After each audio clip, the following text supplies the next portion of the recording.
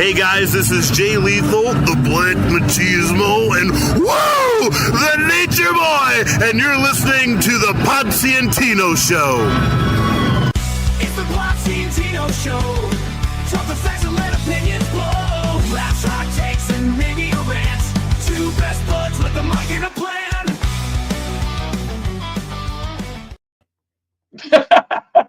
We're going like this. Ladies and gentlemen, boys and girls, children of all ages, the Pots and Pans Network brings you its tag team champions of the world, the Road Dogg Tino Gray, the badass Rob Potsy Potchak, the old age motherfuckers. Yeah, sick ass motherfuckers. Both getting over stuff. So I'm getting over con crud, and Tino over here is getting over something else completely different. But we never disappoint. We always get here. We try to start the show right around 7 o'clock. So we are here. We are with you. And Tino, what is up with you, my friend? Not a lot. I need to comb my beard. Not a lot going on. Like I said, I was telling you offline, man. I'm getting over it, but it's still hanging in. I can't beat it. I got a cold, and I was telling you offline. You know, my wife's a teacher, so I always tell her she brings it home from school, and I'll call her kids the outbreak monkeys. So I'm like, and then now she's sick. She goes, "You got me sick." I'm like, "No, I think what happened is you brought it home. You didn't get it, and then I got sick, and now she's feeling it. So I think I don't know what it is, but I'm like, no, that's not me." It's good. The sketchy little Joe got jokes. Saying good job start. Hey, I was here 5 minutes early. So here's the thing, Sketchy. What he's not going to tell you is how many times, see, he hadn't been going out lately, but how many times he was at Ruckus and was talking to people, and we started later. See, the reason why he made sure he's on at 7 o'clock is because he knows I want to be done by 8:30, no later than 9, because I will leave the show. So that's why we've been trying to get started earlier. Yeah, it's been really weird for us because not only have we been starting earlier, but then all of a sudden Monday Night Raw they were like, no, we need to take their viewers from them. I don't think they're starting. No, I think they're back to 8 now. I think they're back to 8, but you remember they did like 3 weeks at 7 o'clock. About 2 weeks after we switched to 7 o'clock, they were trying to AEW us. They were scheduling opposite of our start time. I think I'm about to retire from damn WWE, especially now they're going to move all their PLEs to ESPN. I can't afford that shit. So we'll talk about that later too. You have ESPN now. Oh, well, yeah, if I didn't, yeah. I mean, you're just paying half of what they're requesting for it because you're paying me. And at some point we'll just get a VPN and we'll just be watching on Netflix saying that we're from Canada. They stopped that too. Did you see that on TikTok? They stopped doing that. They said nope. They got hip to it. Nope. They stopped. But so getting over a cold. That's pretty much the excitement of it all. Going back to work. Oh, I'm tired of this truck. So my truck, was always something. So I was driving home from work Saturday. The fucking check engine light came on. I'm like, what kind of bullshit is this? Took it to AutoZone. They put it on the machine, and he said, well, he put on a little, they plug it in. They plug the little thing in your car. He said, well, start it up. And when I started, it was shaking. He goes, oh, I know what that is already. He said, you're going to need a tune-up, probably spark plugs and stuff. So I put it in, and that's what it kicked out. Yeah. And the O2 sensor, might have been clogged or whatever. So I'm like, all right. I took it to the little shop over here. And they're like, put the spark plugs in. They said, you probably don't need, the coils. He said, if you got coils, it's going to be like over $1,000. The spark plugs themselves, just do the spark plugs, was like $315. I'm like, fuck. So just do the spark plugs. And I bought the Seafoam stuff, and that's from AutoZone. You put it in the gas tank, and it cleans out all your stuff. Right. So they put in the spark plugs. I'm like, all right, cool. And he started up, and he goes, well, something else. I'm like, what's going on? When we went to start it, did you not put your front light, your headlight fluid in? Nah, shut up. Nah, he's like, the battery, and that battery is old. So I had to get a new battery. Another $225. So Saturday I spent damn near $600 on this truck, right? Well, the good news there though is that you did the battery before it got cold. That's what my father-in-law was saying. Because So, you know for a fact that if it had gotten cold, your truck would not have started after one of your shows or something, and you'd have been like, motherfuck. yeah. So the guy's like, so when I got the Seafoam stuff from AutoZone, he's like, hey, when you put it in, you got to put it the higher, like the 97. He said because it burns faster or something, and it'll burn better to run that Seafoam through your stuff. So I'm like, fuck. So, and he said, and then you got to let it run for like 20 minutes just to make sure you kick all that kunk out. Well, I put the stuff in, went to Target, came home because it was running. The light wasn't on. I was running smooth. I'm like, hey, it's good. Had to go pick up my father-in-law at the airport. Picked him up at the airport, brought him home. We were sitting in his driveway, and he's sitting there, and the door's open. He's kind of leaning on the door, and the car was shaking, and the engine light came back on. I'm like, what kind of bullshit is this? And so I'm like, all right. I was like, fuck this truck. I'm trading it in. Goddamn piece of shit, right? So I'm like, something said, just take it back to fucking AutoZone. And he put it back on the machine. No error messages. He said, well, what did you do yesterday? I said, well, I put the stuff in, and I said I went home, and then I went to pick up my father-in-law. See, what had happened is when I went home, I didn't drive it like I was supposed to, but that drive from my house to the airport, then all the way back to my father-in-law, he said probably what was happening is I found that the stuff got going through, and when I felt that shake, it was probably kicking out the last little bit of stuff, and then the light flashed, it was resetting. Because it's driving fine today. So I'm like, yeah. Oh. Yeah, and that actually does happen. Like you use engine cleaner, you use like my nephew, he did my oil change in my car last week before I drove to Baltimore, and he grabbed like brake fluid cleaner or whatever, and he's like sitting there spraying like underneath the hood of my car, and I'm like, what the hell's he doing? He's like, oh, it's just like it kills, it like basically breaks down oil and stuff. So he's just sitting there firing it in there just to like clean everything up after he was done. But like I like about every, I don't know, 12 months or whatever, I go and I buy one of those cleaners and I put it through the end, through the gas tank as well, and like for a little bit it's like, and then all of a sudden it's like, oh, we're good, okay, yeah. Cool. So that's all you had going on this week? Yeah, unexpected $600, but yeah. Yeah, well, I know what you mean there. So I drove to Baltimore, 8 o'clock. Oh, I got to start with my doctor's appointment stuff. Yeah, and I want to know about the Zor thing. I couldn't tell by your post if you won or not. Well, I'll get into it. Okay. I'll get into it. So last week, obviously, I did my labs before our show. So I talked about the labs. Went to the doctor on Wednesday, and he was like, well, like I could prescribe you Ozempic or whatever, because we went through everything, and I was like, listen, I noticed that most of my labs actually came back really good, right? My A1C, which was high before, came down, not into the normal range, but just about, right? And he's like, so you eating better? I was like, I'm eating a little better, but I'm doing a lot more exercise. I'm walking, I'm doing this, I'm doing that. And he's like, oh, well, keep doing that. And I was like, but I can't lose weight. Like I fluctuate between 243 and 248 all the time. And I mean, it could be a day and that 5 pounds goes in or out. Okay. And he's like, yeah, you came in at like 248 today. I was like, yeah, I know. And, but my blood pressure when I went and saw him was like 110/70. So, I mean, that was fine. My like I said, all my other, my kidney stuff, even though I take blood pressure medicine, I take cholesterol medicine, take all this other stuff that, could affect your kidneys at some point. My kidneys are fine. But, just spill water all over my chest. But, he was like, well, here's the thing. It's like $800 a month if you want Ozempic and your insurance won't cover it.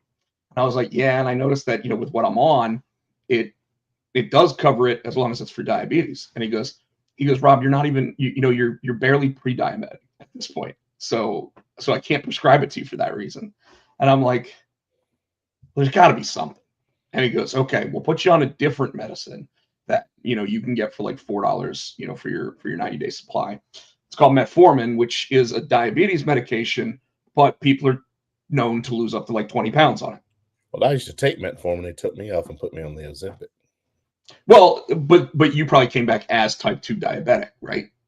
Or pre-diabetic but high level A1C. I was my A1C was pre-diabetic. My A1C was good because the metformin brought it down, and so she was able to. Well, we're going to say it's for your diabetes. So my doctor worked with me. I guess your doctor wasn't trying to work with you. Well, the fact is I'm not diabetic, so he doesn't want to say that I'm diabetic because that technically is fraud.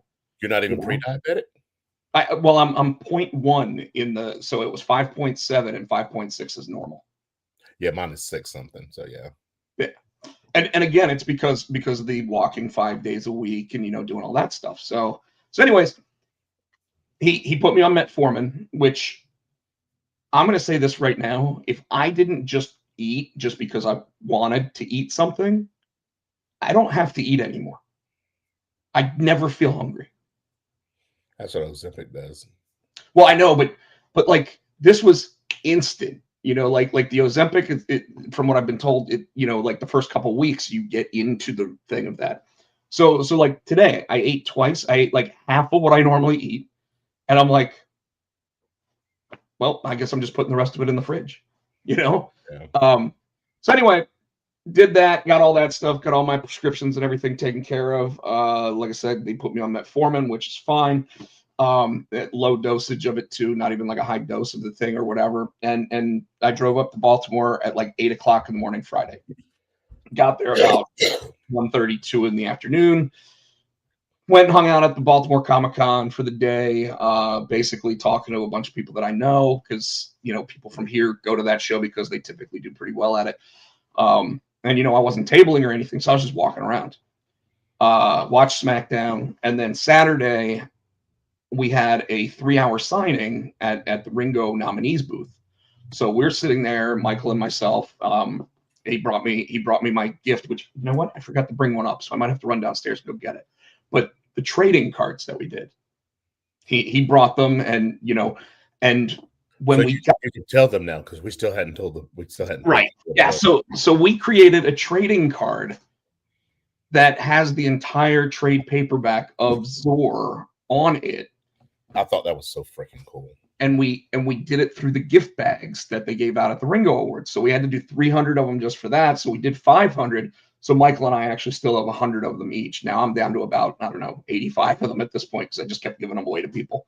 But what's really cool about it is we sat down at the Ringo's booth, and we're sitting there, and this gentleman who wrote a book called Jane American, and he self-published it and everything. He's been a teacher for 26 years. He was up for the Ringo for best original graphic novel. And as soon as I sat down, he goes, hey, his name is Jason. He's like, hey, I'm Jason. I'm like, hey, I'm Rob or Potsy. You can call me either. This is Michael. And he goes, and Michael and his wife walked away so they could go get like a bottle of water or something. And he looks at me and he goes, your book is fucking incredible. And I'm like, wow. I at this point I know it's good. But for him to sit there and say that, and he goes, let me explain. I'm a teacher, 26 years. I teach 8th grade. I brought all 3 issues of your book into the class, and the 8th graders devoured it. They're like, in fact, they devoured it so badly that they kind of wrecked the first issue, like horribly bad. That what I did was I took the pages, cut them out of the book, and then laminated them, and then actually put one of those binding things on it to actually hold it all together as a indestructible version of your book. And I was like, dude, that's amazing. I was like, that's amazing, And he goes, so good luck tonight and whatever. And and he's sitting in front and I'm sitting on the side, and we're both signing for people that are walking up and whatever. There was a guy, I'd heard about him the day before, where someone who'd been nominated like a couple years ago was like, this guy's going to come up, and he's made his own trading cards of the nominees. And every year he comes up to the nominees and asks them to sign their own personal trading card. So he made the trading cards for like the different people's comics? No, of us, of the people. Oh shit! Like like baseball cards with your picture. So let me see if I still have the picture because he made a trading card of me. Now here's where that gets funny. Is I said, I was like, oh, is this for me? And he was like, no, that's for me. And I was like, why wouldn't he just make two? That way I get one. But because it's not about you, Rob. So well, apparently not. So yeah, there's a trading card of me out there now, and I signed it for him. What's with that face? So the picture is from when I went to WonderCon, which is in Los Angeles. So I went in 2019, and I was standing behind the two Mad Magazine characters from Spy vs. Spy. So one of them had a bomb in their hand, the other one had dynamite in their hand, and I'm like, but it is one of my favorite pictures because I'm right in between them and they're both like trying to kill each other, so it's really funny. I do have a picture of the trading card that we did as well, which obviously I'll try to get it in there. Yeah. And it actually does shine gold, like it's got gold leafing and everything on it. It is gorgeous. So then we went to the actual award ceremony, and I made a little thing for this. They give you a massive bag of gifts. What I think is hilarious is most of those companies and most of those people just put their own book, like just a copy of the book. So it weighs like 50 pounds, this bag, right? And just like Zor in the comic, where he's the smallest hero, it was the smallest gift. But when we got there to get our badges for the Ringo Awards, so that we could actually go into the dinner ceremony and everything, the guys who run the convention were like, I just want to let you know, that's the coolest thing anybody's ever done for the gift bags. And it's funny because when we said we were doing a trading card for them, they were like, trading cards normally wouldn't do very well because they'll get destroyed in the bag, because they're just thinking I'm going to toss a trading card in there. But we put them in the top loaders and everything, so they're in the hard plastic shells. Right. So I mean, it's a real collectible now, right? So they were like, they came out amazing, like they're absolutely incredible. Thank you so much for doing them. Well, when they're going through the presentation at the very beginning, they talk about their sponsors for it, right? So they go through and they're like DC Comics, Dark Horse Comics, NC Comic Con, this, that, the other. Bully Ray would say your sister's ass, but like all this stuff, they're going through it. They say Keen Spot, and I'm like, oh, they mentioned the company, great. And at the very end, as they're naming all those sponsors, they say, and a special thanks to Michael Adams and Rob Pochak. And I was like, cool. So even though and then we get to the awards, and what I thought was weird, and it's a suggestion I'm going to make to them to change it, is they started with the top award first, and then they worked their way through their book of award nominees. So like we were like, I don't know, fifth to last on the thing, when we probably should have been fifth to first, like because they should have went with the smaller things first and then gotten to the big things. Like the Oscars always says best picture is the last one. Like, why would anybody watch the Oscars if they did best picture first? Fair, right? Yeah. So they get to our category, and interestingly enough, there's a comic book out there called Bone, which is highly regarded, critically acclaimed. And the guy who does its name is Jeff Smith, and Jeff Smith was the presenter for our award. So he got to say Zor from Keen Spot Entertainment, which I thought was really cool. And it was funny. I was wearing a blazer, but I took it off so I could eat. So like right before they start announcing the nominees for our category, I'm sitting there trying to put my blazer back on because I don't want to be walking up the stage going like this and having my belly hang out and everything, So they announced the winner, and it was a book called I believe it's called Tilda and Twig, which is a Netflix cartoon. It ended up winning the award, and that didn't upset me as much as the people from that book not being there to accept the award. Like, they're Netflix. They ain't got time for that. Well, the really cool thing about it, though, Tino, was when Zor got announced as well as the last nominee for the category, it got the biggest ovation from the crowd. Really? That's I cool. mean, it was all over most of them. It was like their table would clap for it or whatever. When ours came up, it was over here, over there, in the back, in the front, like it was just a big thing of clapping. And I was like, they love us. We're like the indie darling here, like the little engine that shouldn't be here but still got here somehow. Amazing to be nominated, and with Zor Saves Christmas coming out in December this year, it'll qualify for the 2026 award. So we're gonna do the same kind of campaigning and everything to try to get Zor Saves Christmas up there for the same award, because I have a feeling with the way that crowd actually cheered, if we get nominated again, that crowd may actually vote for us next year. That's cool.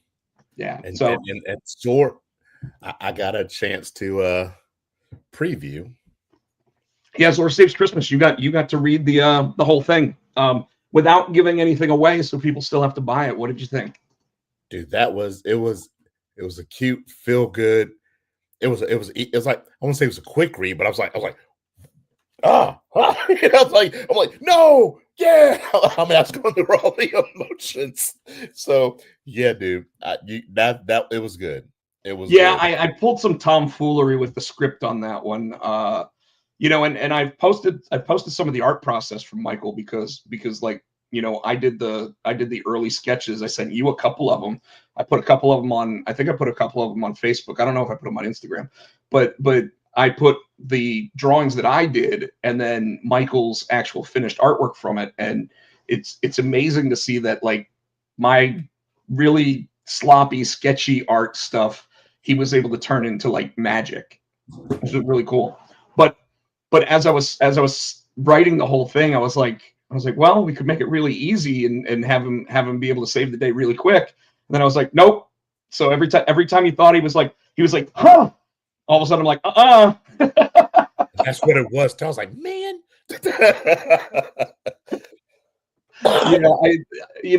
in the first set of books, it was all about like really going down the undersink and getting to where he needed to go. This time he's in a mall trying to save the day, and it's like he's he gets kicked around by people's shoes and all this other stuff, and it was really cool to see that character survive in a different environment. I thought it was cool the way you ended it with the wink, and that's all I'm gonna say. I think you know what I'm talking about.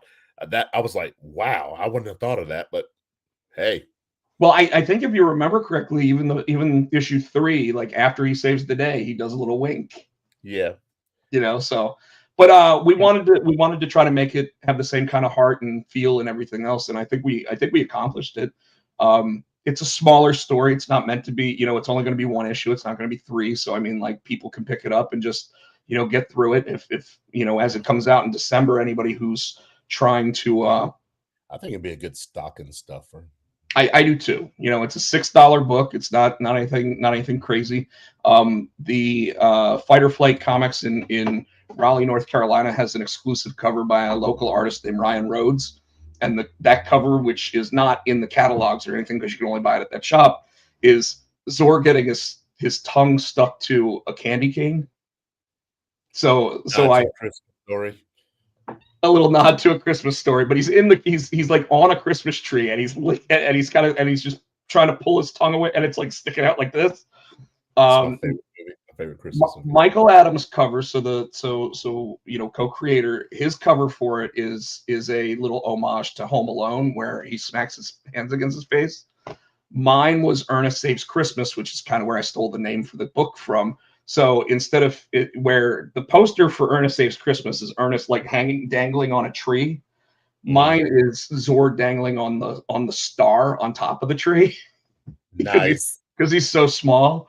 And then our buddy Troy Dongara, who I did Mandalorian with, he did a cover where it's just Zor reading his Christmas list to Santa's ear. And then Jay Hammond, who did Die Hard with me, did one where Zor is pulling along the Christmas lights on top of a house. So the Christmas lights is like the same size as him.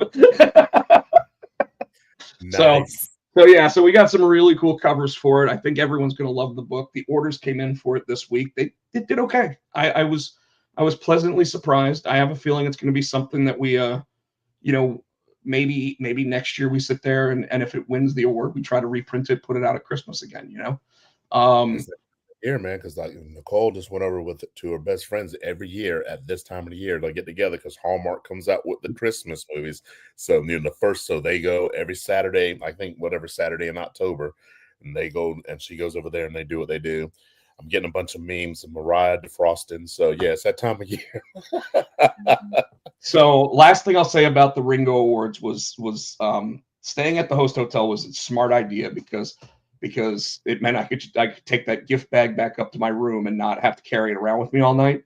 But on top of that, being able to hang out with the who's who of legends in the comic book industry and just picking their head, their minds and having them come up to me and sit there and say congratulations on being nominated for an award and blah blah, all that stuff, like just super cool. And like I even came up with a name for a new book that I think I'm going to draw myself, Tino. I'm not telling anybody the name of it yet because it's a really good name. I'll tell you off air, but it's a really good name, and I think I'm going to do a noir detective book that involves vampires. That's all I'll say about it right now. Ooh. So might be black and white, might be full color, but like I think it's going to be an entire book that's I do everything on. I might hire somebody to letter it because I don't like doing lettering, but writing, drawing, and coloring, I think I'm going to do all of those things for it. And it's something that I think is in my wheelhouse of how I draw to be able to do that. So I'm pretty excited from that, just because like you just listen to all these people that you talk to and everything at these conventions, and it's like, wow, like let me pick your ear, let me pick your, and all of a sudden it's like creative juices just get flowing again. So you said Hallmark and all that stuff, so I think that's the perfect time to start talking about what we're watching. You'll notice a couple new titles on the list this week. Hadn't watched Tracker yet. I've watched Watson. I've watched all my NCISs. I've watched my Elsbeth. That's a very hilarious show. Matlock. I'm caught up on my Matlock. That's a good show too. So all my shows that we're happy about. My High Potential. Caught up on that. Tracker. We didn't get a chance to watch because it came on last night. Like I said, we were sick. We were both out. Well, so they wrote out two of the main characters from last season. Although Bobby was only in like half the episodes last season anyway. Yes, I figured his cousin would probably be taking his place. And they probably wrote out the other lady that was in the original series. Velma. There was two of them. Then the one lady disappeared. There's one. What the fuck is this? I just went like that. Did you just acknowledge and it gave you balloons? I just went like that. I said it was her, and then I went like that, and then they gave me balloons. But so now Velma's gone too. Yeah. Now it's just Rainy now. So Rainy and Randy. Bobby's cousin Randy. But the first episode was fun. It was interesting. It's still got almost the exact same thing, except this shouldn't spoil anything, but I think we're gonna see his brother more this season than we did last season. Jensen Ackles, dude. I think we're gonna see him more. And I definitely think they set it up so that there's going to be like an entire season-long storyline in between the rest of it. I think so too, because they kind of started setting it up with his sister and his mom, and they found when he found the stuff in his, what was it, the box, and his mom's like, or the books or whatever, and his mom's like, why do you have this? So I figured, and that was towards the end of last season, so I figured that was going to be some kind of art into this season. Well, that's going to be a common theme. That's an absolute. But there's another one that okay. It could be that, or it could be. Remember how last season I was really disappointed with like how they finished up that one storyline, like in one episode. They were even though it was like 3 episodes going into it, you were like, this is getting good, and then it's like they just went, nope, it's over, and you're like, you fuckers, like that really pissed me off last season. So I'm hoping this side story that they're throwing in there isn't that. I hope it is like the long-term one that's going to happen. Because it's basically setting up, I guess, his Moriarty, if you will. Now, Watson, I was about to say, dude, you just watched it? I watched it. I watched it before we got on here. I want to tell you that in the episode when you meet Mary's, what's that? I don't like Chick's hair now. This season, the blonde, when she went blonde and with the dark eyebrows, I'm like, no, stop it. Cruella DeVille. Yeah, stop it. Anyway, I'm sorry. She's got like Vince McMahon's new Pepe Le Pew haircut. So I'm gonna be honest. You know, I'm an emotional guy when I watch shows that I really care about and stuff. And the moment where you see Mary's mother walking into the bakery multiple times, saying the exact same thing, getting the same thing replied to, you know, like I teared up. I was like, he said he didn't know that she was that he didn't know her is what he said in the episode, and he's like, I know her really well. She comes in every day. This is a person I care about. He probably didn't realize who it was till he saw her. That's exactly it. But then he actually, you know, if you remember correctly, he did tell Mary that he had even thought about closing the bakery, and she's the one that talked him into keeping it. So I mean, they really, I mean, like in one episode, they threw so much emotion in there, and then that Monday Night Raw ending, you know. I was like, wait, what? I had heard rumor that they had cast the character that we're talking about. So Gen V, I think, finishes up this week. They've gone a really weird way with it, but they finally explained why no one could tell that the bad guy was the bad guy, and I love it. So I'm waiting for that. That'll be out Wednesday. So excited to see that, and yeah, I think that's. And then Brilliant Minds is doing its normal thing, and it's been, I mean, equally as good. Like it. It's funny to me because, you know, it's one of those Greg Berlanti shows. So the same guy that did the Arrowverse. So he did Arrow, Flash, Legends of Tomorrow, and the other Supergirl. He did all those shows, and they were all kind of campy. But then he did the Found, and now he's done this, and like they're not campy at all. They're like straight up drama shows, you know. So Found and Irrational just canceled.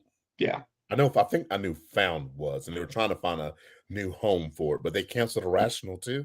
Yeah. Damn it. Yeah, the only one of those three shows that got kept was Brilliant Minds, and I think it's because here's the weird part: Brilliant Minds had the lowest ratings out of all of them, and they kept it.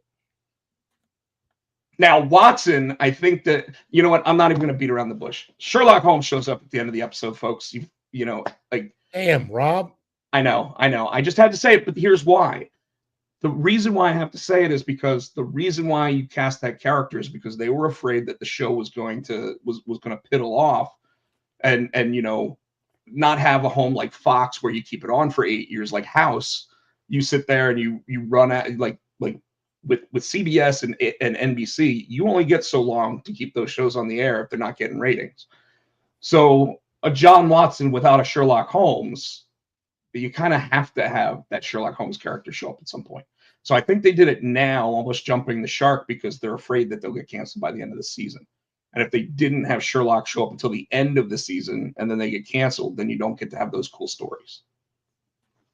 You know, so I apologize for ruining it for everybody. But not a big man. Rob can't help but spoil shit. But here's the other side of that. The whole dichotomy of what the series is about doesn't need Sherlock Holmes. So him showing up in an episode, it's like, oh, that's cool, but he never needed to. You know, he's not gonna, like, he'll be the focal point of a storyline, but I don't think he's gonna be the focal point of the series. Like, they made it really abundantly clear that at this point Watson had pretty much given up looking for him. Yeah. You know? So anyways, should we jump into some wrestling? Let's do it, because, you know. Well, yeah. I feel my energy. I gotta take some NyQuil. So, all right, we're gonna start with Monday Night Raw results, and the reason why is because that motherfucking bullshit. So should we just start with the end, or do we, or was there anything else that we It's- really wanted to talk about? Hold on, we I think they did just have. I think they we just had- recapped the crown jewel stuff, right? That's all What's it that? was. They just it was just a recap and a bunch of stuff spillover from the pay-per-view the weekend before, right? I don't think they really Right, but then the Vision came down and actually, like Seth was down there and talking some stuff. Probably we want to do that first because I think that's that's what led part of the reason I think into what happened at the end. I'll go through some of the matches real quick from Monday Night Raw, and then we can do that. Dominic Mysterio defeats Penta. Retains his championship. Kairi Sane versus Io Sky. Rhea Ripley, I'm sorry. And Rhea Ripley won that by pinfall, but then Kairi Sane attacked her with a kendo stick, and she did a dive off the top rope that looked absolutely devastating. Got an insane elbow to Rhea standing. What's that? You talking about that one? Rhea's on the floor, and she did the kind of like the insane elbow. Was standing Rhea Ripley. And I don't know if I saw an old picture or what, but Rhea Ripley looked like she has a broken nose. She got that in Japan. It was a live show. It was a live event overseas. She does. Gotcha. Yeah. Speaking of which, AJ Styles had his final match in Japan. They actually carried him out, put him on the shoulders of some other people, which I thought was pretty cool. Big Bronson Reed versus Big Jim Uso. Jim just needs to go home and just tread lightly and just have to be a baby daddy and just be a stay-at-home dad at this point because I don't think they know what to do with him. I think they're trying to go for the sympathetic hero thing for him. And if he never wins, you start losing the sympathy for him. Jey Uso tries to help him. Jey Uso ends up taking some tsunamis at this point. So the number one contenders match that happens later in the night, which is LA Knight, Jey Uso, and CM Punk. I thought you were spoiling. I'm like, motherfucker. Remember, you're like, don't. Oh, the main event. I'm not going to tell you who's in the main event. I'm like, shut up. Well, you know what? I probably could have told you who was in the main event, and it wouldn't have mattered because it's the same people in the main event every fucking week. Yeah. Bailey and Lyra Valkyria becoming my. I thought Asuka and Kyrie are my favorite duo. Bailey and Lyra Valkyria. You know what they remind me of? Biscuits and Gravy. Remember when it was Festus and the bell would ring and he would just snap into it? Bailey was that happy-go-lucky Bailey, and Lara's like, "Stop it!" And she slapped the shit out of him. And all of a sudden, Bailey just snapped, and I thought, "Oh my gosh, she's going to kill Lara." Nope. So I wonder if that's going to be a thing now. Bailey's going to be happy-go-lucky, and Vira's going to slap the shit out of her and make her transform. They did that. This must be a Triple H staple at this point because they take the villains off a camera. And they have it look like the one tag team partner is going to hit the other tag team partner, and they jump like right by them and knock out. And they do it so well that you're like that when Michael Cole or Joe Tessitore sits there and says, "Was she trying to hit her?" You're like, "Yeah, I don't know. Was she? I don't know." But Bailey and Lyra win by a pinfall. I think they're going to be my favorite female tag team right now. Yeah, they're awesome. And then we had the main event, which was CM Punk, Jey Uso, LA Knight for the number one contendership. Now, CM Punk wins this match, and then the Vision comes down and starts beating him up. But I want to go back to the beginning of the night where and I'm looking because I actually created one of these little. Oh, here we go. Seth comes out with the group, and I don't know if you went back and watched it again, but he's favoring his shoulder, and then pictures came out that he's got it in a sling after Crown Jewel. Well, they said the same thing too when his knee, he got the crutch and he went to get ice cream, and now they showed a picture with the ice cream. So they're saying, is that another red herring that he's not really hurt? If they do it again, nobody's ever going to believe that Seth Rollins is ever hurt again. And if it's real, I don't think Seth Rollins will ever fake an injury again because he brought on the curse to himself. Yeah. But he's favoring the arm. I mean, there's a moment where Bronson Reed comes in and slaps him in the arm, and he's like, ooh, you know, like you can see him wince from it. I didn't notice it. Yeah, and then we get to the end of Raw, and Seth had already been saying he didn't need anybody; he could do it all himself. And while Braun Breaker had that big smile on his face, as soon as Seth turned away from him, he was like, yeah, he was mean mugging him. And then Seth Rollins gets on the mic and starts talking about, and by the way, I think that initially Seth Rollins was going to face John Cena in a match by saying, I'm now the greatest of all time. I think that that's what he was meant to do. And then all of a sudden they had to pivot completely. So I don't think he's on the dance card to be one of Cena's final opponents at this point. Because Braun Breaker, when Seth Rollins turns around, spears the ever-loving shit out of him.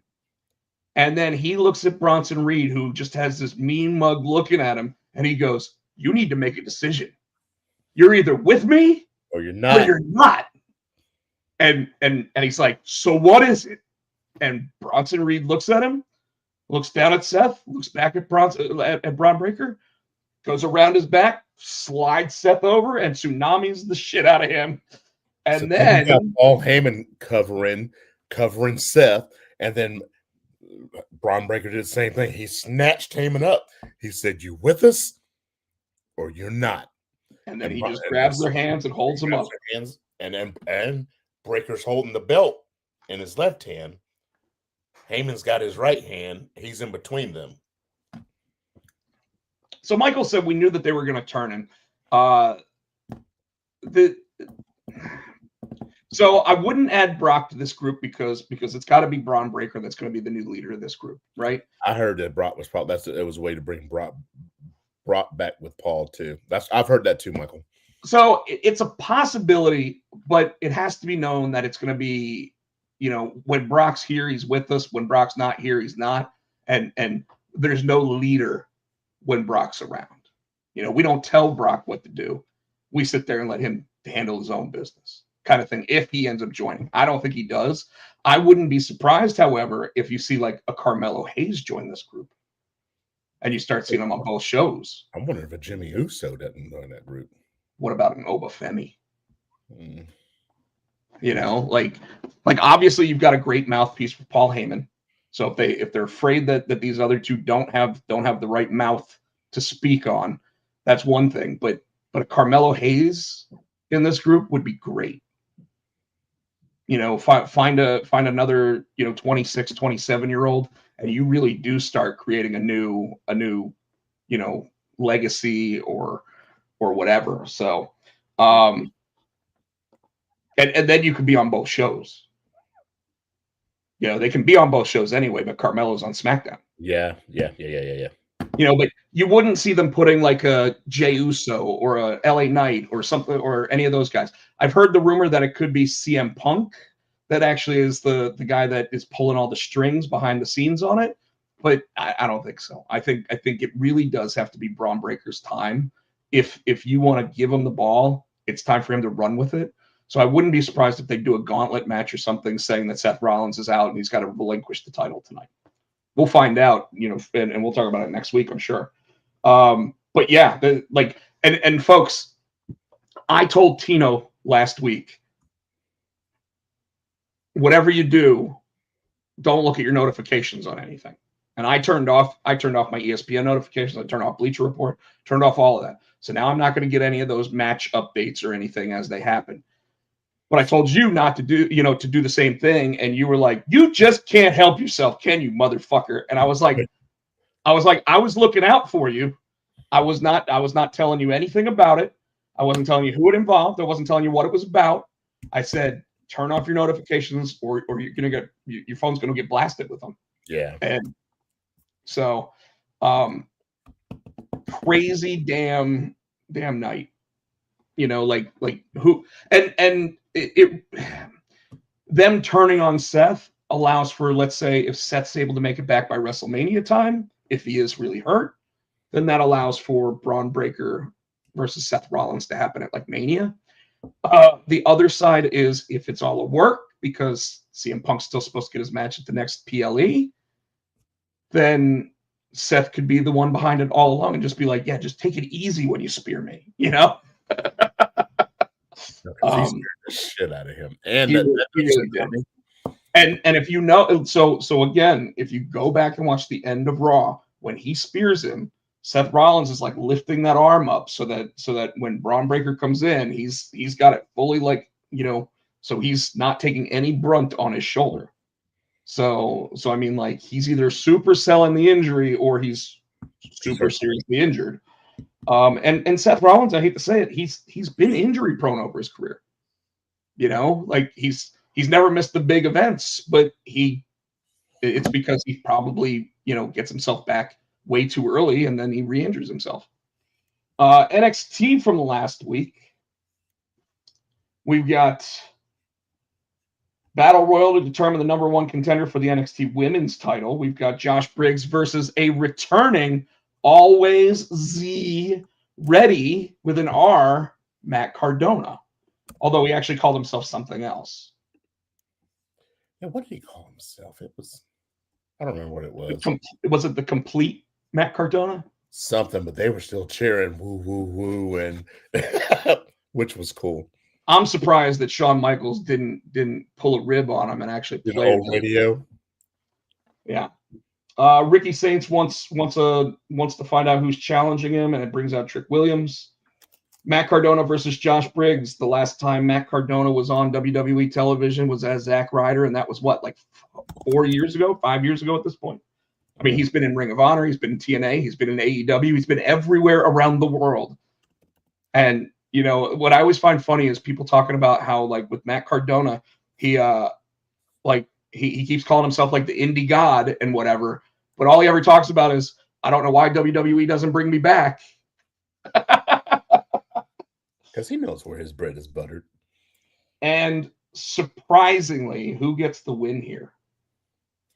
Oh, Josh Briggs. Yep. I don't know if it's surprisingly, because I don't know if Cardona is really. Bleacher Report actually did say WWE missed the golden opportunity to have his old Ryder music play. Yeah. And I don't know if Cardona's really, you know, I don't know if he's WWE wants to really be back. You know what I mean? I mean, his wife's there, so at some point I have a feeling he signs with them, but who knows? I was thinking the other day, wouldn't it be cool if Matt Cardona was John Cena's final opponent? Why did they? I don't know if they had anything, did they? I'm sure. Well, I know that when Zack Ryder got pushed off the wheelchair, like, John Cena was there to watch it. You know? Dr. Wagner Jr. versus Lexus King. So Dr. Wagner the third Jr. versus Lexus King.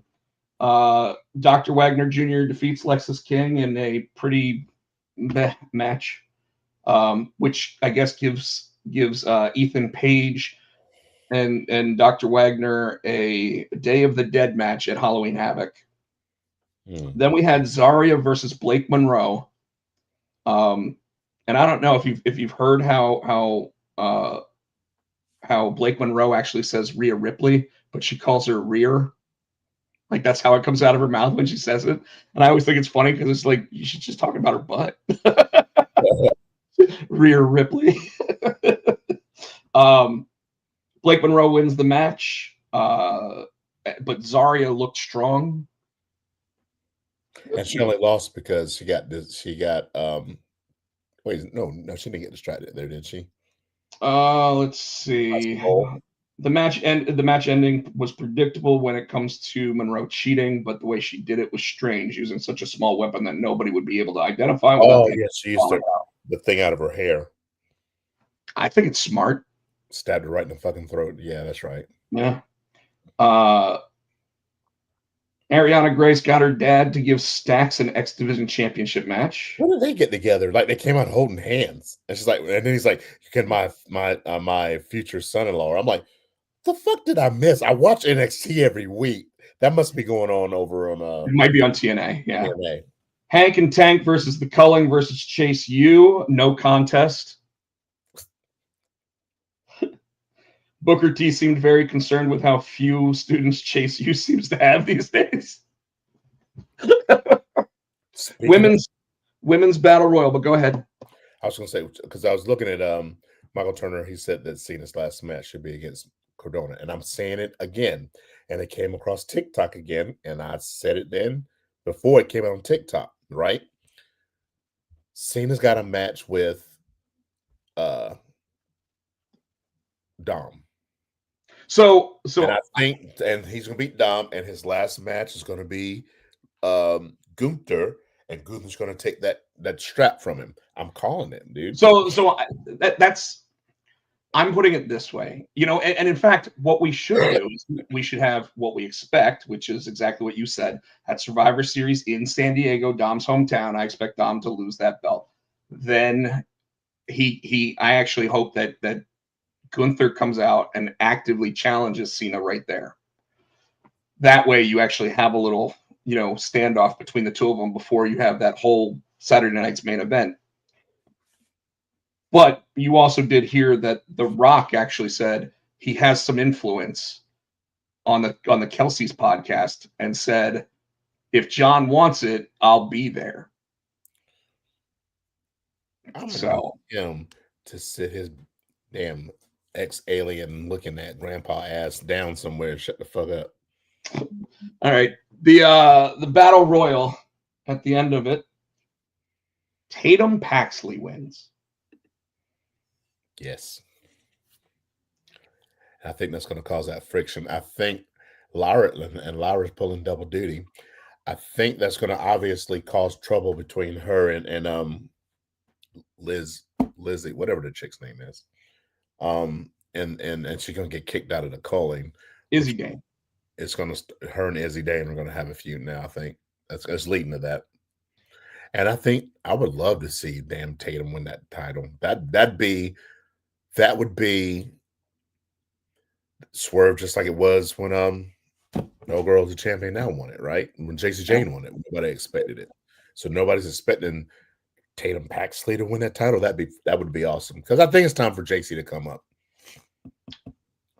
I mean, they got to have a story for her. Like it's always so hard for the women on Raw and SmackDown to actually have storylines. I think they're doing better with it now, especially by having most of them be in tag teams. Yeah. Because it allows 4 of them to have a story rather than 2 of them to have a story. We're going to talk right about SmackDown rather than doing AEW Dynamite and Collision, because we had Wrestledream this weekend, and I'll go over the results of that. But SmackDown, the first AI booked show. Have you seen that? Triple H is apparently hooked. I don't understand what's going on. So did he hook up with an AI company to help write shit and help book shit, or is that shit just a fucking joke? Were they serious about that? They did hire a new vice president of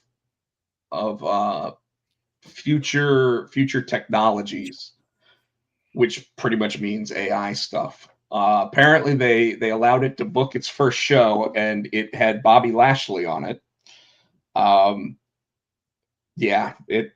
Michael just said that is so stupid, and he's absolutely right.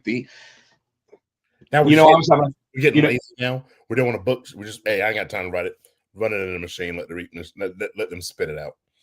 I mean, at some point, it's like the AI is going to be smart enough to know who's on the active roster, who can be booked, and it's probably going to eliminate some of the agents' jobs. Yeah, TKO. Yeah, that's right down their alley. That money they save.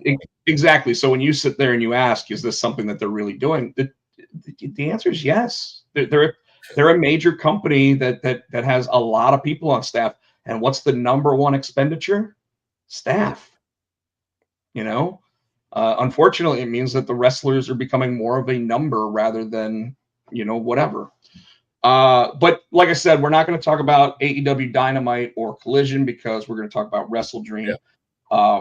So we're going to jump right into SmackDown, which starts off, I believe, with Cody Rhodes showing up, Jacob Fatu in the back, them having a little bit of a and Cody's just Cody's just staring at him, and he's like, no, I don't know. I don't know what I mean. I don't know what you mean. But But then when Cody walks off, a fight breaks out between Jacob Fatu and Drew McIntyre, if I remember correctly. And oh wait, no, Nick Aldis comes down to the ring and actually says that these two men will now be in a number one contenders match. And then later on, you see Jacob Fatu beat up backstage and not able to have a match. Is that his teeth on the ground? What's that? He had the blood on around, and like his teeth were on the ground. I'm like, damn. That was too. Fatu seriously is injured, and they said he might be out into 2026. That's why they did that angle. Yeah, but now it's gonna. I did it for The Rock. Rikishi's gonna come out and say, "I did it for Drew McIntyre." I think it's Drew. I'm gonna talk about. I don't know if it's Drew. I think it was fucking Cody. They made it really seem like it was Cody, didn't they? Cody was mighty heelish Friday night, and in his black suit. You notice that he's wearing black. I think he's about to turn heel. I think it's going to be a heel Cody and a face Randy. Maybe, but right now, I would say that the title should be on Drew McIntyre anyway. But that's just me. Alexa Bliss and Charlotte Flair versus Zaruka, Solruka and Zarya for the women's tag titles. And I'm going to say they made Alexa Bliss look like a damsel in distress during this match. They beat the hell out of her. And at the end of the ring, you see Charlotte like picking her up and being like, "Lexi, are you okay?" But they sneak out with a victory, so we still have our tag team champions. And she hit the figure eight on Solruka, which I think was a bad thing because Solruka they've been protecting her pretty well. And anytime you lose by submission in the WWE, it normally is like a demeaning loss. But I don't think that's going to hurt Soul. You know what I mean? Well, I don't either. If she'd have lost by submission to a Tatum Paxley, but you lost by submission to Charlotte Flair. So I really don't think, you know what I mean? Yeah, you are losing to the best in the industry. Yeah. Aleister Black promo where he's hanging out with a snake and his wife, Zelina Vega. And you said you thought it was going to be a one-off, and I'm like, I think they're about to make this a thing. Well, I said they could do it as a one-off, but I did say that you were probably right with the idea that they're going to make her his manager. And she's a better manager than an in-ring performer. So putting her with her husband is fine. She was a U.S. champ. I think she's a better one. She's a better one than I don't like. I don't like how they're booking Julia at all right now. I like Chelsea. I did like Chelsea as a U.S. champ. Sami Zayn sits there and gets mad because Nick Aldis is trying to protect him like a little bitch, sitting there being like, you don't get a title match tonight, Sami, because you got no one to protect you because you're a little bitch. That's what he said. He said it just like that too. You little bitch. You little redheaded bitch. you little redheaded stepchild, bitch. Bitch. And he had Tay Conti come in and say it. You're the bitch. And this was while he was talking. Nick Aldis was in the back, I think, talking to the Miz, and Sami basically sits there and says, "Shut up, Nick. I'm going out there to have a match anyway. Neener. I'm a little bitch." AI wrote that. And that's how it came across on TV. Just like that video I sent you of John Cena like running up to people's houses and hitting the doorbell and going, "You can't see me," and just running off. That's so stupid. But then Nick Aldis looks over at the Miz again and goes, "You're still here?" And he goes, "Is there something else I can do for you?" And he goes, "No, I think I'll take care of it myself." And he goes out to have a match with Sami. You knew it was going to happen. And you don't come from behind and hit Carmelo Hayes, bitch. What I wasn't expecting is what happened next. But did I pop? Yes. So when the music started, it took me a second to remember who it was. I'm not gonna lie. And they're like, he's been out for over a year. Ilya Dragunov And comes that back. bitch came back swole too. Remember we were talking about last week how how he came back, right? Ilya came back. He put on, and they even said it on commentary. That bitch put on muscle. He put on muscle. Yeah, he looks Ludwig Kaiser size now. And the neck tat. The new neck Yeah. tat. Which is weird. Anyways, comes back, and I while I'm sitting in my hotel room watching this match, I literally go, "Oh no, are they gonna AEW book Ilya Dragunov's comeback?" I thought he was gonna lose too. I'm like, well, they're not gonna take it off of Sammy already. The fuck they didn't. It's like, oh shit. Yeah, I mean, Sammy gave it the old college try, but it wasn't enough because he's a little bitch. And then little Nick's back there like, I told him. Nick probably sent the MFT out there. Because what happened? I told that little bitch. them motherfucking talents ended up going out there, them MFTs, and they beat down both of them. And then Dragon Lee comes out and his little ass beat too. And a little face paint looking like Dead from the movie Dead Presidents. Dude, that was their Bullet Club face paint. Oh. When they were all part of Bullet Club, that's supposed to, so it's meant to basically show that they're like, guerrilla warfare, I did not know that. Yeah. Oh, cool. Okay. So I mean and I'm going to tell you, just when we thought the MFT was kind of like a boring ass bitch group, and motherfuckers, they're nasty, and they're finally looking nasty, like they could tell us all they wanted that they were nasty, but now they are nasty. They kind of, it reminds me that they're pulling the same thing they got in NXT with Dark State. Yeah. Well, doing the same shit. It worked once, and like because Mustafa Ali was trying to get himself some retribution. Mustafa. Yeah, that's right, Mustafa. I always get it wrong. He didn't have to spell it any different. He just had to say it different. Yeah.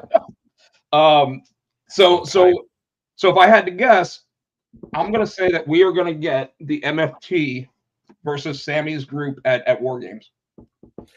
Who's going to be Sammy's group? No, I know, because I think MFT. It's going to be Sammy. It's going to be Shinsuke. It's going to be Dragon Lee. It's going to be Ilya and someone else. I don't think so. Remember, because when Wyatt 6 won, the MFTs wouldn't gotten their face. So I thought they were going to be, and I thought maybe Sammy or somebody was going to come join. Well, we do have us about 6 weeks before Survivor Series, because it's normally the last week in November, right? So if it's 6 weeks until Survivor Series, there's a good possibility that you get like a classic Survivor Series match between the MFT and one of those groups, and then maybe you hold off the Wyatt 6 group until Survivor Series in War Games. Got it. Because I don't need to see Dragon Lee in a War Games match. I think it's just going to be Wyatt 6 and MFTs in War Games. I see that. Yeah, because I mean, big ass Eric Rowan in a War Games match. He's gonna break one of them damn cages. And Tamatala. Yeah. I want to start calling him Tallest Tonga because he's the tallest one. But yeah, so Ilya Dragunov is your new United States champion. I love that none of the U.S. champions are from the U.S.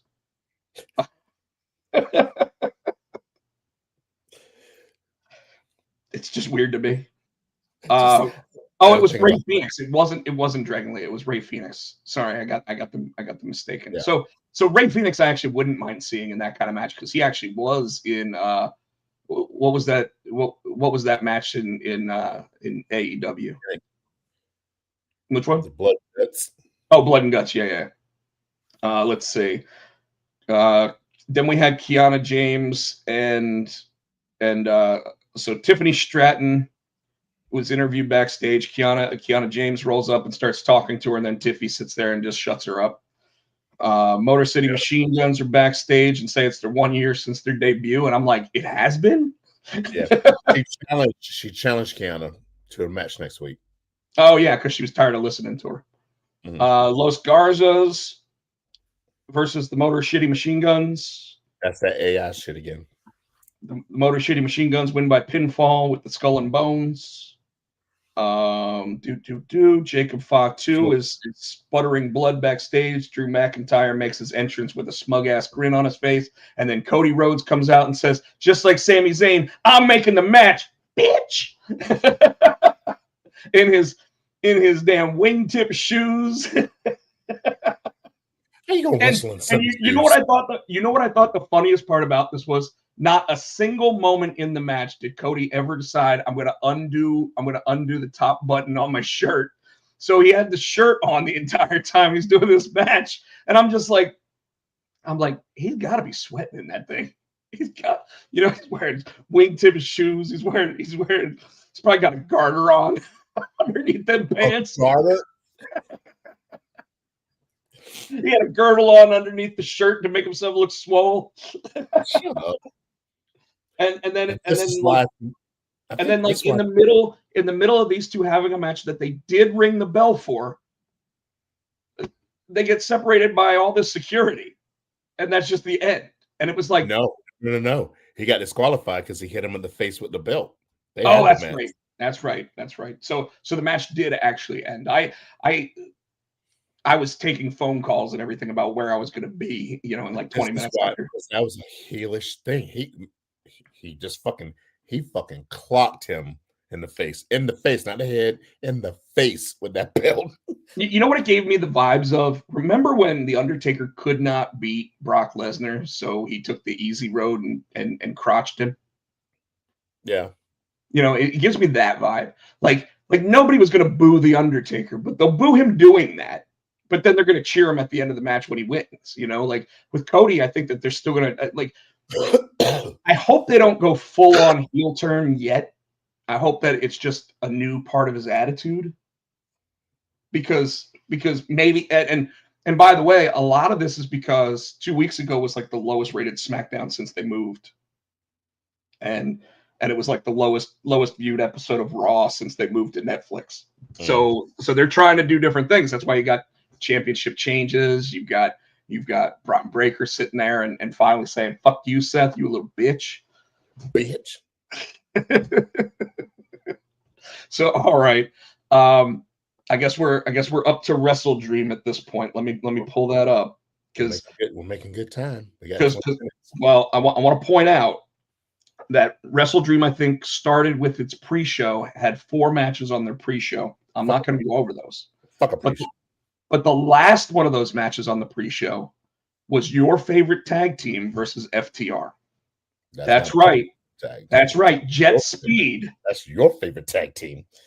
The Jet Speed getting run around like little bitches by FTR, and FTR No, they're top gods.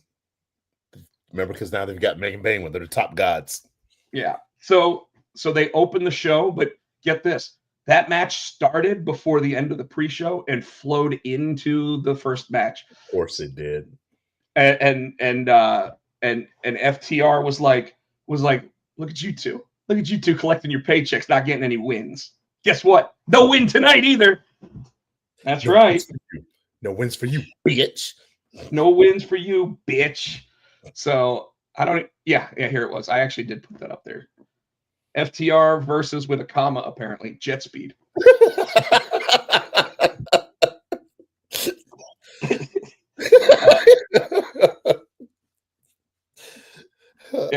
Yep. We're gonna just go to the next match. Hayter versus Tekla. So this match was basically Jamie Hayter getting a win over Tekla. So Tekla is just another person like Jet Speed. They hyped her up for weeks upon weeks before she actually showed up on programming, and now she loses every match she's in. So yeah, after the match, Queen Aminata celebrated later. She wins TV matches. She doesn't win pay-per-view matches. Well, after the match, Queen Aminata celebrated with Jamie Hayter, while Sky Blue and Julia Hart watched from the stage. So they were probably like this.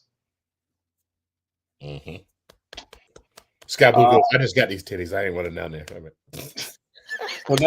So then we had Jurassic Express versus I refuse to call them the Young Bucks. Those guys are 40-something years old. And when it's supposed to be like for $50,000 or there's some kind of money. $500,000 on the line. Jurassic Express wins the match. By the way, they didn't take the easy way out. They didn't try to cheat. And they did offer their hands to shake at the end of the match. And then they got beat down by the Don Callis family. And if I was the Bucks at this point, I would have stolen that money. I was going to say, did they take the money? Let me see what it says. It says, after the match, the victors offered their hands to the Bucks only to be attacked by Josh Alexander, Lance Archer, and Mark Davis. The Bucks walked out to the dismay of Kenny Omega, who made the save and stood tall with the winners. So no, they apparently did not take the money. Then we had the Hurt Syndicate versus the Demand. We hurt people. We hurt people. We hurt people. And this was that was a three-way. I mean, not three-way. That was a tornado 6-man. Yeah. So basically a car crash. That's the same. They already had a match like that. But they had that match 2 weeks ago on fucking Dynamite. Yeah. So, and then they just had a regular match this week on Dynamite. So they're starting to do the whole WWE booking where they just keep booking the same people against each other every week. So the Hurt Syndicate won that one? Yes, the Hurt Syndicate came out on top. Let's see. The dominant Hurt Syndicate recovered with Benjamin launching himself over the top rope, wiping out the heels at ringside at one point. Moments later, the artist formerly known as the Gold Standard pinned Bishop Khan, yeah. Okay. So they actually let Shelton get the pinfall. That's the first. Yep, he's not Kofi. Briscoe versus Kyle Fletcher for the TNT Championship. This match, go ahead, take a guess at who won. I already know who won. I know who I wanted to win, but I know he didn't, so Fletcher won. Yes, so everything Fletcher threw at his opponent, though, Briscoe had an answer for, refusing to allow him to seize the upper hand down the stretch.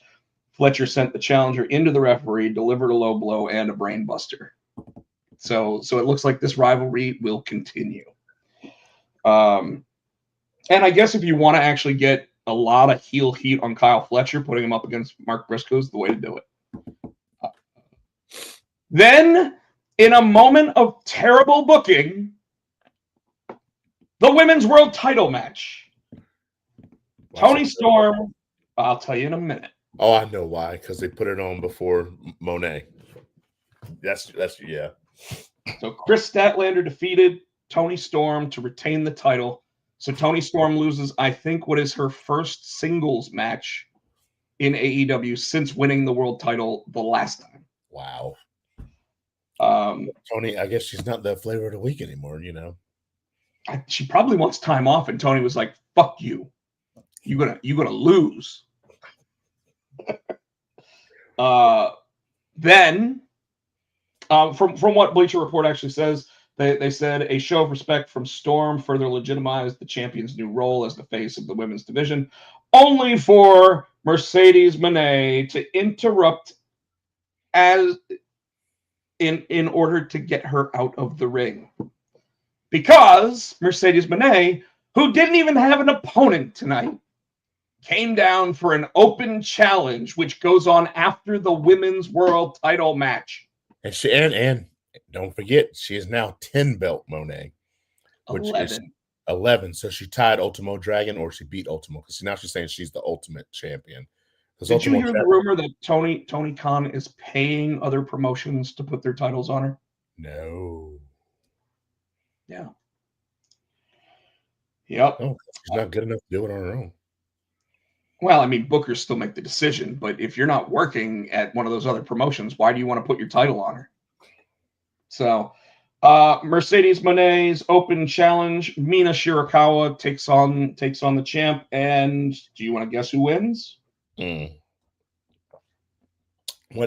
defeats Shirakawa to capture the interim Ring of Honor Women's TV Championship. Now that bitch has 11, 12, or is that No, 11? that makes 11 because she won this match. I didn't even realize that belt would have been on the line. I didn't either. What is Tony doing? He's putting on solid matches. I don't know what he's thinking. Tag title match. Brodito versus Konosuke Akashita. Okada and Takeshita. Akashita, is that what you call them? Akashita. And Kazuchika Okada. That's 8 shits. Akashita. Well, I can tell you without even watching this match that it was going to get an A. Like, because Okada and yes, and Takeshita. Yeah, because they were in it, and obviously Takeshita is your new IWGP World Champion, which we talked about last week.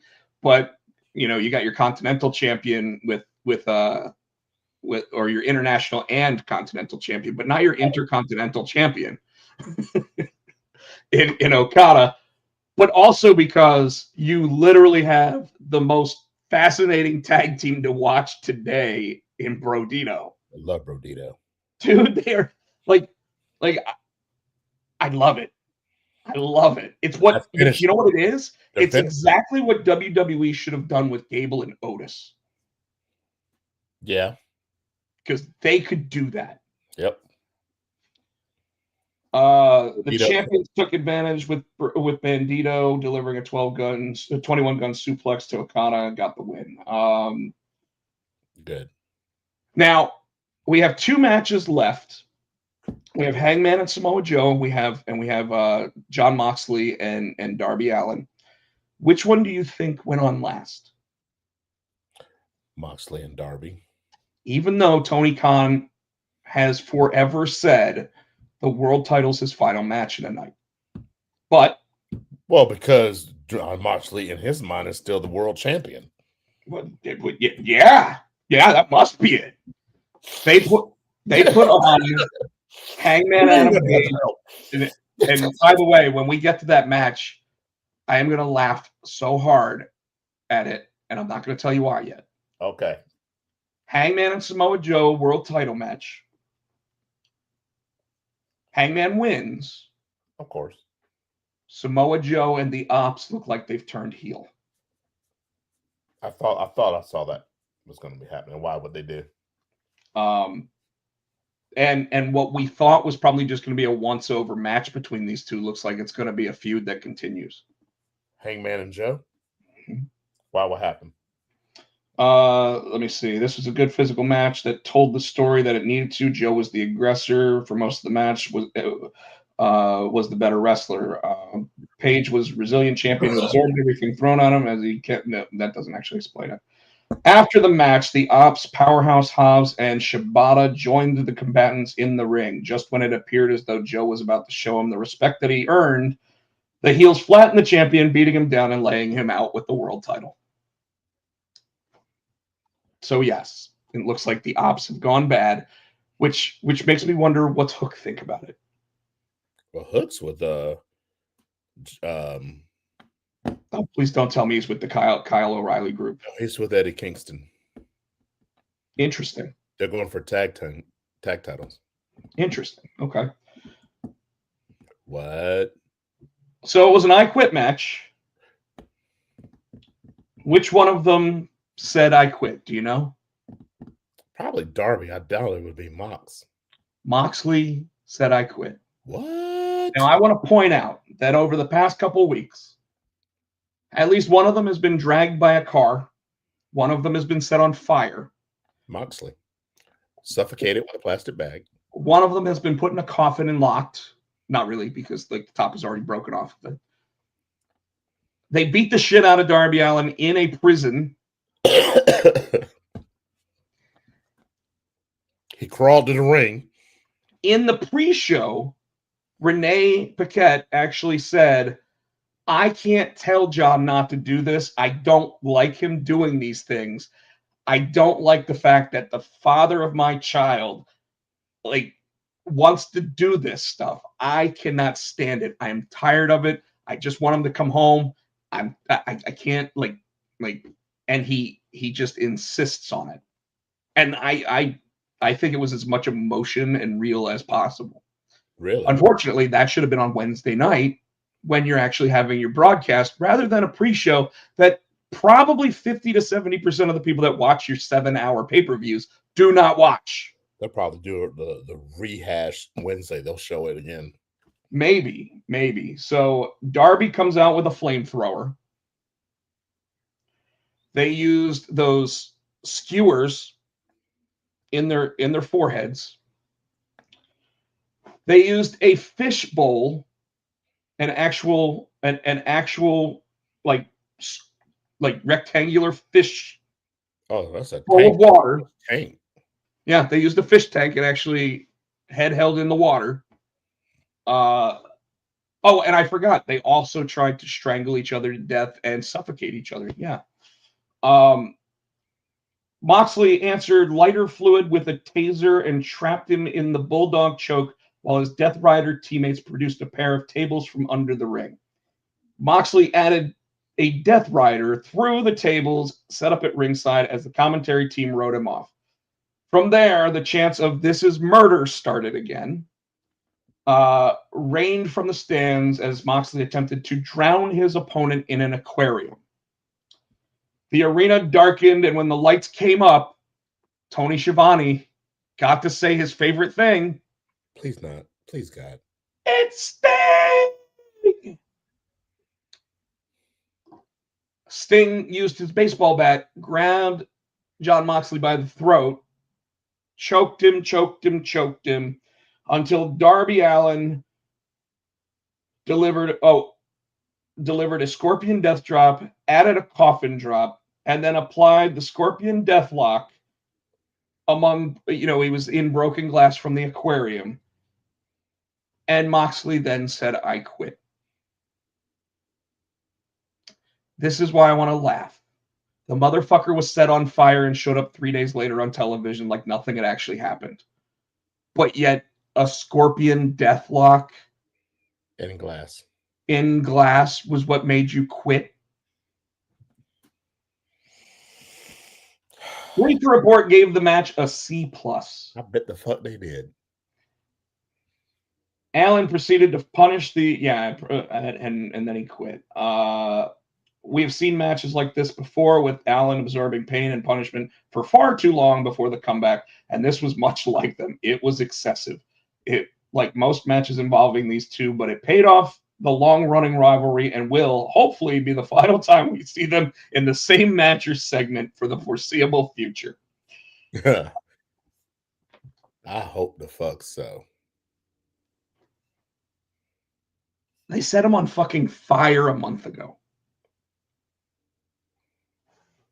And he didn't quit. I don't understand. They suffocated him with a plastic bag. And he didn't say, "I quit."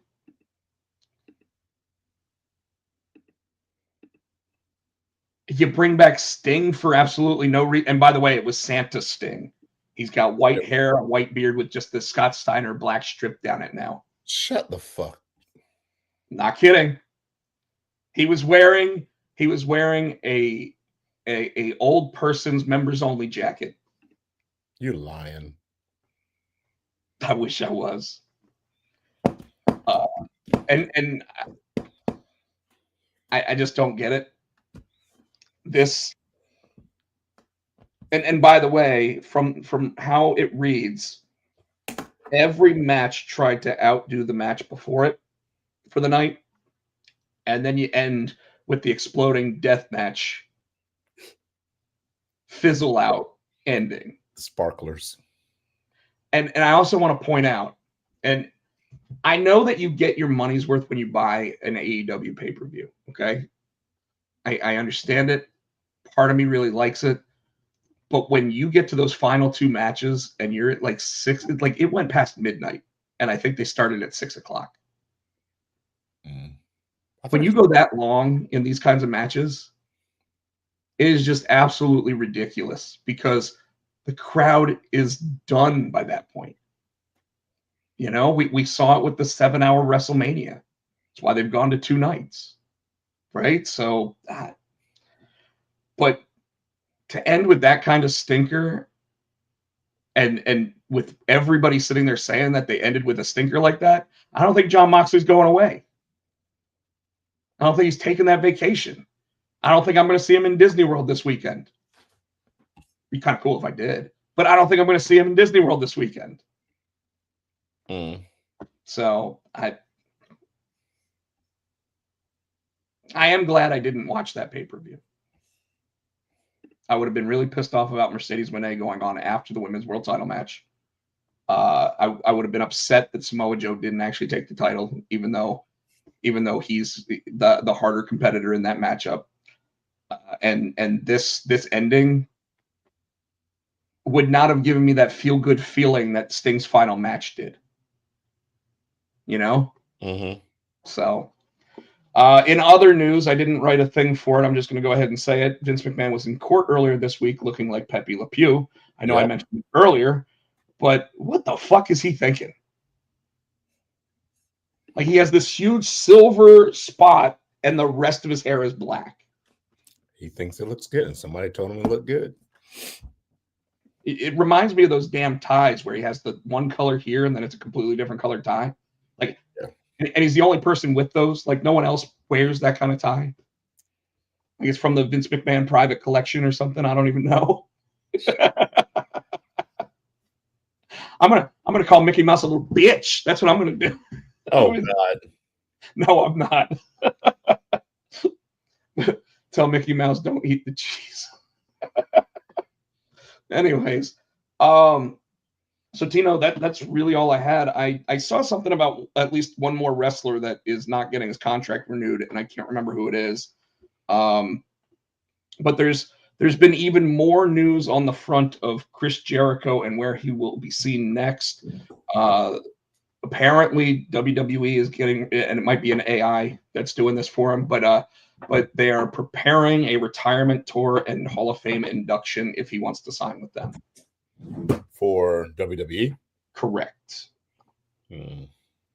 Thoughts on that? I mean, he's earned it. Yeah, I would say end it in WWE. I mean, he's probably the one that if Vince was still there, even if he was still under contract with AEW, he would ask for permission to put him in there, and we'd see whether or not Tony Khan would allow it. But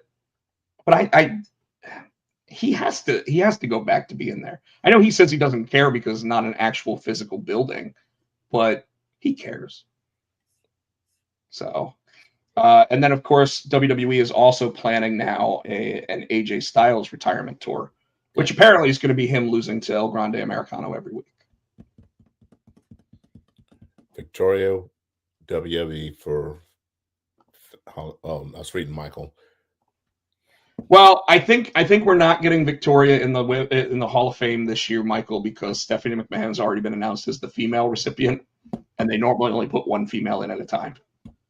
So I could be wrong. I'd love to see Victoria in there. I know that she is under Legends contract with WWE at this point, so it's a possibility, but we will see.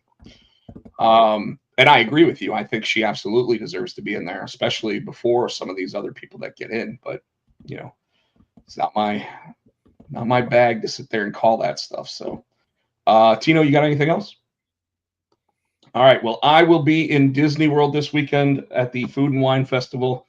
If you are in the Florida area, want to come by and say hi, I'll be there.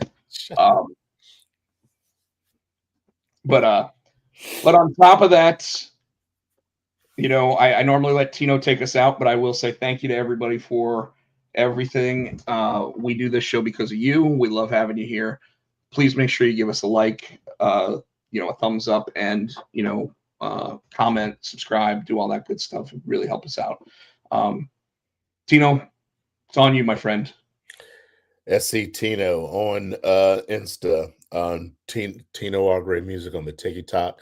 You can catch us on Facebook, the Potsy and Tino Show. We're on X, Potsy and Tino. We're here each and every week right here on the Pots and Pans Network starting at 7 o'clock. Please like, subscribe, give us a thumbs up, buy our shit. Thanks to Adam's House Cat. He did. I'm sure he did. Thanks to Adam's House Cat for the wrestling song. We used it for the first over 400 episodes of the show. You can still get it on iTunes for 99 cents. 99. And all right, if your last name is Jones, we apologize for how many times we've used it in the past. And while the thoughts and opinions of Rob Pochek are his own, I was only kidding. Sami Zayn, please do not find me at my house and try to kill me. You actually are one of my favorite wrestlers. You really are one of my favorite wrestlers. So I would rather not have someone kick. Yeah, I do not need a haluva kick or a blue thunder bomb. So with that said, folks, thank you so much. And of course, you can catch me at Rob Pochek or Rob Potsy Pochek on just about all the socials. We will see you next week. Hopefully my voice is back by then and Tino feels better. So good night. Thanks so much. We'll see you next time. Ready?